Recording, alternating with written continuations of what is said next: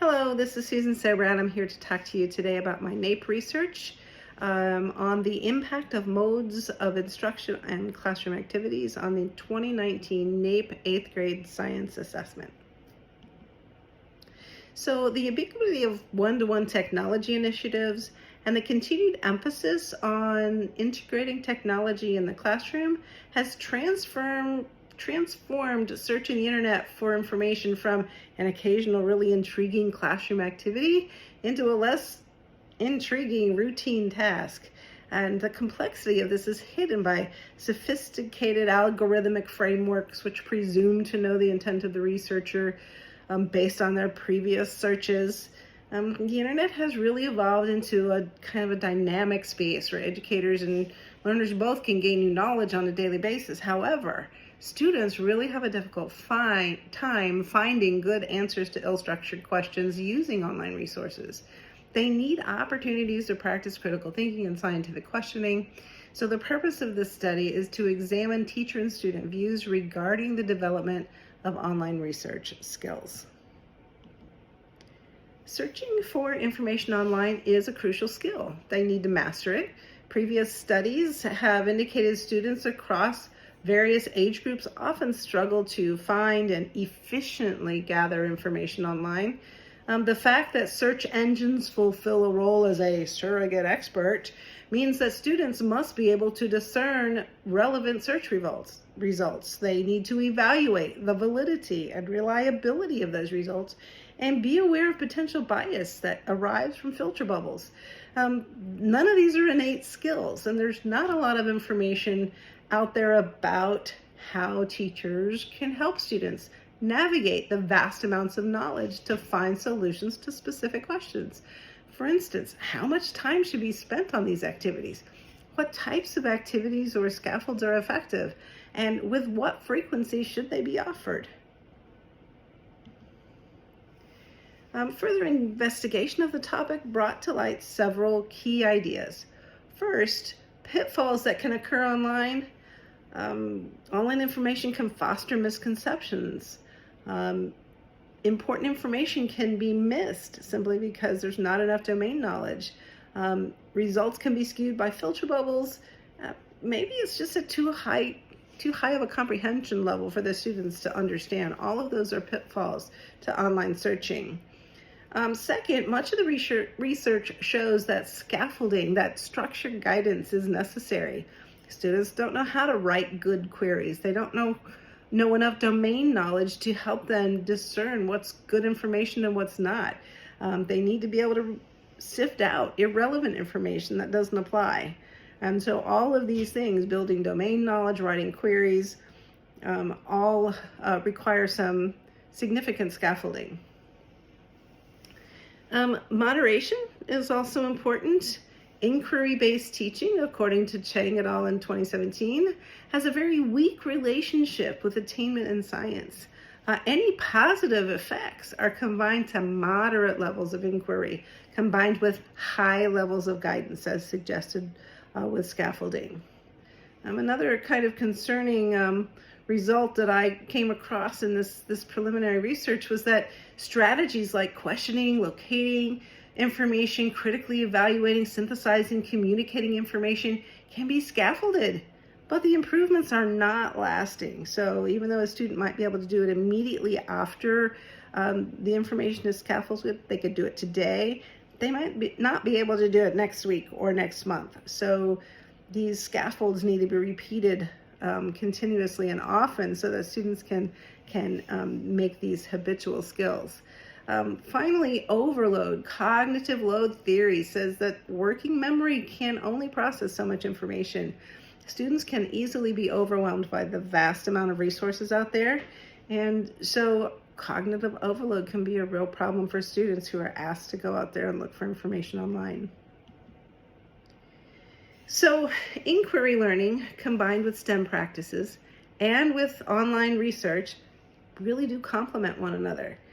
Each contributes uniquely to the development of informed and engaged learners who can synthesize web-mediated knowledge to devise solutions. This investigation focuses on the impact of classroom practice that may influence a student's ability to do this kind of research and knowledge building. My first research question was, how often do teachers in an 8th grade science class ask students to use a computer or other technological resources to conduct a search for science information? My second research question, how often did students participate in inquiry activities in an 8th grade science classroom? My third research question was, how often are 8th grade students asked to combine information about science from multiple sources for an assignment? And here are the results. For this study, results from the NAEP Science Assessment for 8th grade from the year 2019 were investigated. The first questions looked at how often students used a computer or other technological resources to conduct a search for science information. And the results were that it didn't matter how often they used it because it didn't have any effect. There was no effect size at all on science achievement. Whether they used it a lot every day or hardly or ever at all, there was no result. There was no impact on science achievement. The second question was, how often did students participate in inquiry? And the results for this research question, the frequency of inquiry activities actually had diminishing returns. In other words, moderate use of the practice had a higher significance over consistent or always using this process of inquiry. The third research question explored how often 8th grade science students were asked to combine information about science from multiple sources. And the frequency of this process, combining information, also had diminishing returns. Moderate use of the practice had a higher significance over consistent and almost always use of the practice. Pretty interesting results. So, what's the discussion? What are the conclusions? More and more often, students are participating in inquiry learning. It's a new buzzword. Oh, STEM activities. Let's give them problems to solve. Let's use this student-centered approach to learning where students can build their own knowledge and explore open-ended tasks, use online resources to look for solutions and build knowledge. But students are not always well equipped to do so. So regardless of whether it's student-driven, open-ended, regardless of whether or not they're using technology, it doesn't always ensure success. So access to information simply doesn't ensure that new learning occurs. A lack of domain knowledge, they don't know what they're looking for, they can't identify it if it happens to come up on the screen. The non-linear structure of online resources, videos, links, buttons, podcasts, images, scrolling texts, all of these things are much different than the paper text that students have used in the past. And there's a lot of distractions in there that can lead them away from important information. And finding information doesn't mean you learn it. So even though it's on the screen and even though you can check the box off your list of things to do, doesn't mean you've actually learned the information just because you found it. Adding more inquiry isn't enough to ensure more learning. Thorough, repeated scaffolding, metacognitive hints, help with writing queries, continuous support throughout the process is absolutely necessary. Student-driven doesn't mean students are driving the bus alone. There has to be somebody in there to guide them and help them navigate this process. There are limits to a student's working memory. Cognitive overload, more isn't always better. There's a lack of sense making that can happen. And so they have to be taught processes for how to look at a massive information and pick out the most important parts to use in building new knowledge. This is not an innate skill. They have to be taught these sense-making processes. Finally, additional scaffolding is simply the key. Just because students are digital natives does not make them digital wizards. So what are the implications? Technology and its consistent use in classrooms as a pathway to learning indicate that it's imperative students are able to synthesize information from multiple sources. They need to be able to construct new knowledge and find solutions to authentic problems. But again, just because the technology is there doesn't mean they're going to learn quickly, easily, or at all. So frequent use of technology doesn't ensure increased achievement. Technology applications need to be intentionally and purposefully chosen, and scaffolds have to be in place to make sure students can use the tools as they should be used. Again, effective use of technology is not intuitive. Modeling and scaffolding have to be used to help students master skills appropriate to the task. And finally, both inquiry and knowledge synthesis require that students can handle a high cognitive load. To offset these demands, pedagogy absolutely has to include strategies designed to help teachers and students organize information in a way that streamlines thinking and helps make connections clear. So this study did have some prominent limitations. Missing details about the work that's actually taking place in the classroom wasn't available. So we really don't know what was happening if they weren't using technology all the time. So this lack of detail about activities dilutes the impact of the results.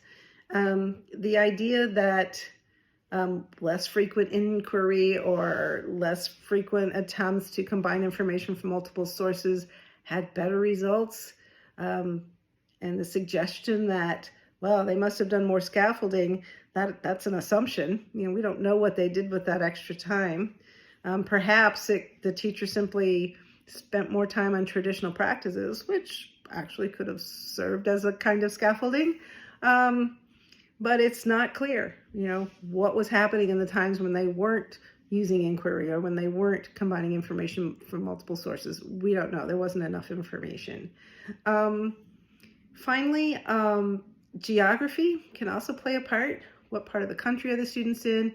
What emphasis is placed on technology training? This can actually have an impact too on the validity of this study. So what are recommendations that I see are important to this work? First of all, teachers and students have to know how to. Teachers and students, both. So effective methods need to be determined to teach students how to write successful queries, how to combine information from multiple sources into new meanings. I think this suggests that future research should propose some solutions to these problems and test them out. Scientific inferencing. We've heard a lot about inferencing, especially in relation to literacy, but it's also a process that should be emphasized in science. And it's also a process, I think, that needs to be tied to using online resources for information. Effective methods for the use of inferencing to improve inquiry and to improve building new knowledge would really help students be better equipped to tackle this idea of solving ill-structured problems using online resources. Thanks for listening. I appreciate it.